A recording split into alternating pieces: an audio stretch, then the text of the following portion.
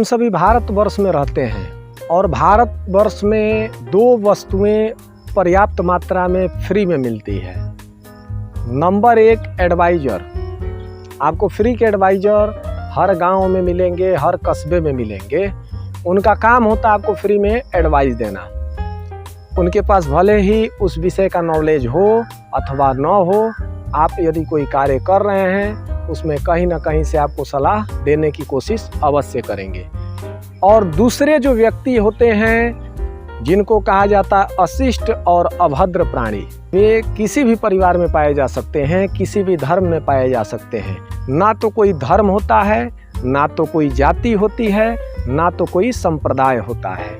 उनका एकमात्र कार्य होता है दूसरे की बुराई करना, दूसरे का अहित करना। और वे अहित करने के लिए अपने जीवन काल में निरंतर प्रयत्नशील रहते हैं। जिस प्रकार से एक विद्यार्थी पढ़ने के लिए अच्छी अच्छी किताबों को पढ़ता है, एक पुलिस अधिकारी सर्विस के समय में उनकी कोशिश रहती है मेडल मिले। एक खिलाड़ी अच्छे तरीके से खेलना चाहते हैं ताकि मुझे ख्याति मिले। एक राइटर अच्छी से अच्छी कहानी बनाना चाहता है कि लोग मेरी कहानियों को पढ़ें और लोग मुझे पसंद करें। एक यूट्यूबर चाहता है कि मैं अच्छी से अच्छी वीडियो बनाऊं और लोग मेरे वीडियो को अधिक से अधिक देखें। अनेकों उदाहरण आपको मिलेंगे। लेकिन आज हम जिस विषय पर चर्चा करने जा रहे हैं, आपने थंबनेल में देख ही लिया होगा, जिनको अशिष्ट और असभ्य नाम से संबोधित किया गया है। उनका काम क्या होता है, आपके साथ किस तरीके से पेश आते हैं, उनसे किस प्रकार से बचें, हम इस विषय पर भी चर्चा करेंगे। तो आइए हम इस वीडियो को शुरू करते हैं। जय माँ भवानी में ज्योतिषाचार्य Arun Kumar Mishra motivational speaker YouTube channel पर आप सभी का हार्दिक अभिनंदन करता हूँ। वीडियो को शुरू करने से पहले हम आपसे कहना चाहेंगे, यदि आप चैनल पर नए हैं तो चैनल को सब्सक्राइब कर दें, वीडियो को लाइक कर दें और अपने संपर्क में वीडियो देखने के बाद शेयर करना न भूलें। देर किए बगैर आते हैं अपने मुख्य विषय पर। जैसा कि हमने चर्चा किया कि ऐसे प्राणी हर जगह पाए जाते हैं, हर जाति और हर धर्म में पाए जाते हैं। उनको हम क्वालिटी कह सकते हैं, जाति भी कह सकते हैं। उनकी एक अलग ही जाति होती है। उनका प्रति दिवस का कार्य होता है कि कोई व्यक्ति बिजनेसमैन है तो उसके बिजनेस में अड़ंगा लगाना, कोई यूट्यूबर है तो उसके वीडियो में बनाने में अड़ंगा डालना। आप अपने किसी भी कार्य में लगे हुए हैं, आप कार्य को करने जाइएगा, आपको कहीं ना कहीं से मानसिक तनाव देंगे, शारीरिक तनाव भी देने की कोशिश करेंगे और कर भी क्या सकते हैं, बाकी आप समझ गए होंगे। इन लोगों का सामना कैसे करें? गुस्सा भी आता होगा, यदि आप मजबूत होंगे तो उनसे झगड़ा भी करते होंगे, मामला पुलिस पुनः अदालत तक पहुंचता है, कंप्रोमाइज होता है। घाटा किसका होता है? घाटा होता है आपका, क्योंकि आप तो अपने कार्य को छोड़ करके उनके साथ जाते हैं। उनके पास तो कोई काम नहीं है, उनके पास केवल काम है ब्रेक लगाना। जैसे रोड पर ब्रेकर होते हैं तो ब्रेकर के पास गाड़ी जाकर रुकेगी ही, तो आप उनको ब्रेकर समझें और इग्नोर करें, आगे बढ़ें। यदि आप इग्नोर नहीं कर सकते हैं तो एक कहानी के माध्यम से इसको आज हम समझेंगे। कहानी हम लेते हैं महाभारत से।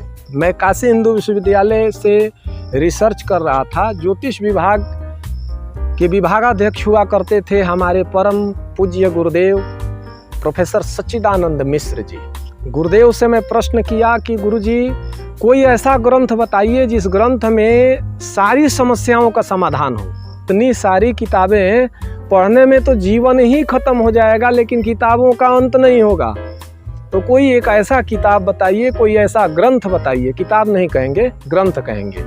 तो कोई ऐसा ग्रंथ बताइए जिस ग्रंथ को पढ़ने से संपूर्ण जानकारियों की प्राप्ति हो जाए, उसमें नीति भी प्राप्त हो जाए, ज्योतिष भी प्राप्त हो जाए। गुरुजी ने कहा कि बेटा, यदि आपको संपूर्ण जानकारियों से अवगत होना है तो एक ग्रंथ पढ़ना होगा, और उस ग्रंथ को पढ़ने के लिए आपको अपने जीवन से प्रति दिवस 8 घंटे निकालने होंगे और 12 महीने तक मेहनत करना होगा। ध्यान दीजिएगा, जिस ग्रंथ की मैं आज चर्चा आपके सामने कर रहा हूँ वह छोटा मोटा ग्रंथ नहीं है।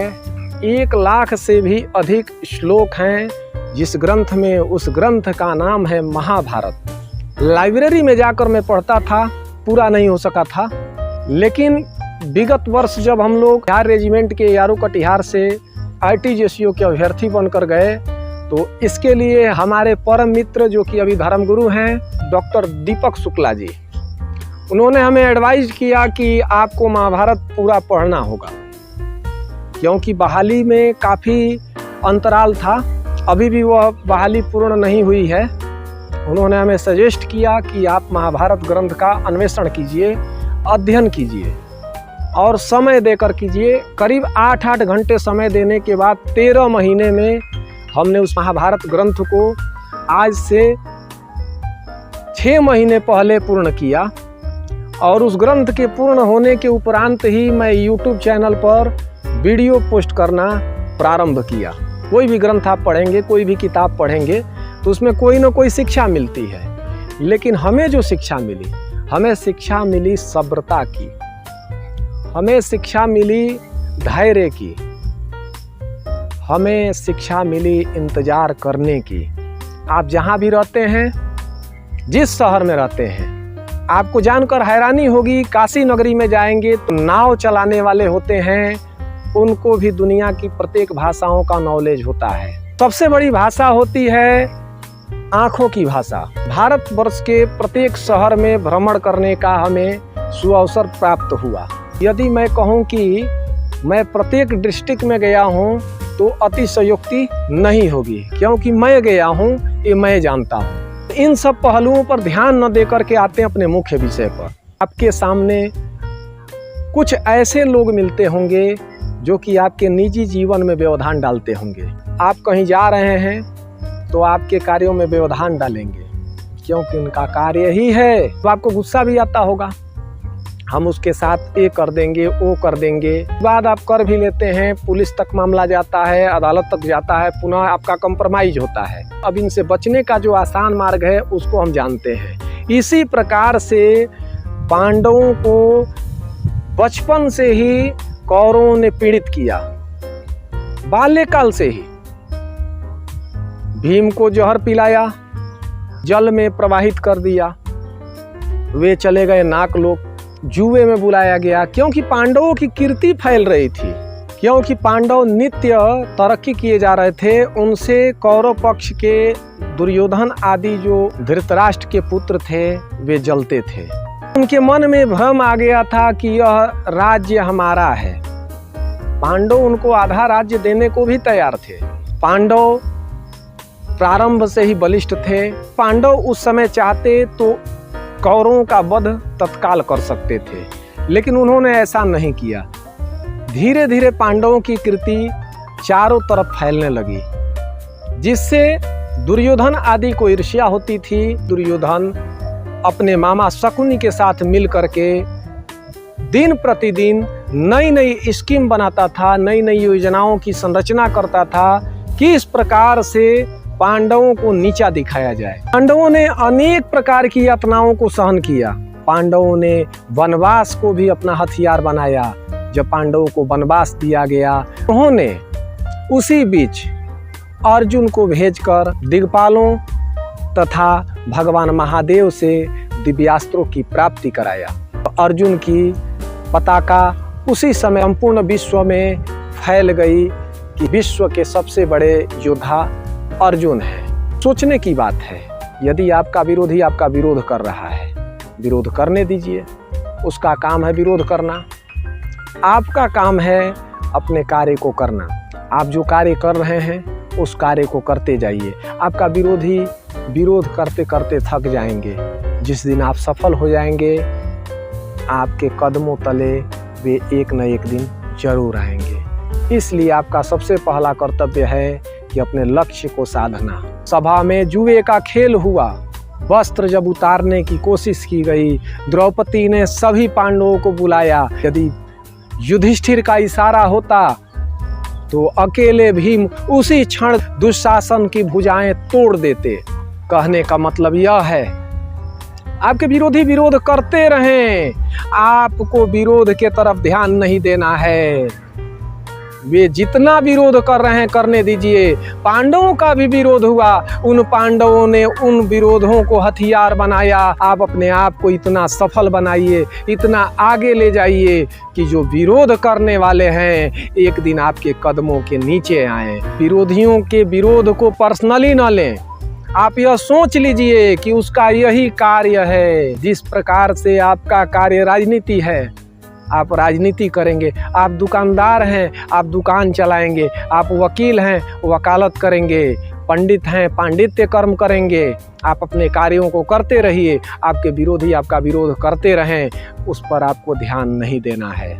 मूल आपका लक्ष्य क्या है? जिस प्रकार से पांडवों का लक्ष्य था राज्य की प्राप्ति, अपने अधिकारों की प्राप्ति, हमारा कार्य है वीडियो बनाना, जानकारी प्रोवाइड करना। उसी प्रकार से आपका जो मूल कार्य है, मूल लक्ष्य है, उस लक्ष्य पर ध्यान दीजिए। आप अपने उन विरोधियों से मूल्यांकन कीजिए। पांडवों के दुर्योधन आदि जो विरोधी थे, उन विरोधियों के समान वैसे विरोधी आपके हैं, जवाब नहीं होगा। पांडवों ने धैर्य का परिचय दिया। जब उनका अपमान होता था तो वे सह लेते थे। उन्होंने इंतजार किया और तो और द्रौपदी को भरी सभा में निर्वस्त्र करने की कोशिश की गई, उसको भी उन्होंने सहन कर लिया और समय का इंतजार किया। उन्होंने वनवास को भी सहन किया, लेकिन उस वनवास में वे आराम से सो नहीं रहे थे। उस काल में भी दिव्यास्त्रों की प्राप्ति किया। आपका कोई विरोध करता है, आप अक्सर तुरंत प्रतिक्रिया देते हैं। सामने वाले ने गाली दिया, आप भी गाली दोगे। सामने वाला अपशब्द बोला, आप भी अपशब्द बोलेंगे। मामला पुलिस तक पहुंचेगा, मामला कोर्ट तक पहुंचेगा। लेकिन होगा क्या? बहुत ज़्यादा से ज़्यादा होगा तो 3 से 4 महीने की सज़ा होगी। यदि उस विवाद के दौरान किसी की मृत्यु होती है तो उम्र कैद की सज़ा होगी। तो क्या वह व्यक्ति वापस आएगा जो मर गया? मैं आपको कायरता की पाठ नहीं पढ़ा रहा हूँ। हमारा मूल उद्देश्य है अपने प्रेरक वक्तव्य के माध्यम से आपको आपके लक्ष्य की प्राप्ति में सहायक बनना, न कि आपको कायरता का पाठ पढ़ाना। भगवान श्री कृष्ण से सीखिए। भगवान श्री कृष्ण जब शांति दूत बनकर गए, क्योंकि महात्मा युधिष्ठिर का यह मत नहीं था कि मैं युद्ध करूं, क्योंकि शांति से उन पांडवों को यदि 5 गांव भी मिल जाते तो वे युद्ध कदापि नहीं करते। भगवान श्री कृष्ण दूत बनकर जाते हैं। जो सृष्टि के नियंता है उनको दूत बनकर जाना पड़ता है। और उस दुष्ट दुर्योधन के सामने स्वयं योगेश्वर श्री कृष्ण खड़े हैं राज दरबार में। दुर्योधन उनकी बात मानना तो दूर, राष्ट्र कवि रामधारी सिंह दिनकर लिखते हैं, जंजीर बढ़ाए अब साध मुझे, हाँ हाँ दुर्योधन बांध मुझे। जब नाश मनुज पर छाता है, पहले विवेक मर जाता है। सोचने वाली बात है। आपको आत्मसंयम का परिचय देना चाहिए। अपने लक्ष्यों पर फोकस करना चाहिए। अपने लक्ष्य पर फोकस करना चाहिए। हाथी जाती है, कुत्ते भौंकते रहते हैं। हाथी कुत्तों के तरफ मुड़कर देखती भी नहीं है। आप समझ गए होंगे। अंत में मैं अपने परम पूज्य गुरुदेव प्रोफेसर सच्चिदानंद मिश्र जी के चरण कमल में प्रार्थना करूंगा। मैं 2 शब्द गुरु जी के विषय में भी कहना चाहूँगा, यदि समय हो तो जरूर सुनिएगा।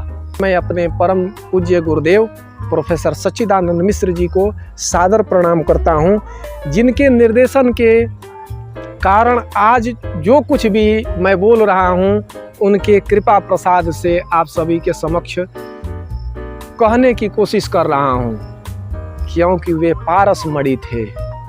आज हमारे गुरुदेव नहीं हैं। गुरुदेव के नहीं होने का आभास भी होता है। हमारे गुरुदेव अलौकिक थे, वैसे गुरुजी नहीं मिलते हैं। गुरुजी के निर्देशन में जितने भी विद्यार्थी रहते थे, वे कहीं न कहीं आज लेक्चरर, रीडर, प्रोफेसर बने हुए हैं। केवल भारत ही नहीं, विदेश तक अपनी ज्ञान पताका को लहरा रहे हैं। मैं अपने गुरुदेव को सदैव इस पृथ्वी पर महसूस करता हूँ और अपने भीतर अपने अंतःकरण में महसूस करता हूँ। पुनः मैं अपने गुरु चरणों में प्रणाम करते हुए अपने वाणी को विराम देता हूँ। आशा करता हूँ कि हमारे द्वारा प्रस्तुत यह जानकारी आप सभी को पसंद आई होगी। यदि जानकारी आप सभी को पसंद आई हो तो अपने संपर्क में साझा अवश्य करें। जय माँ भवानी।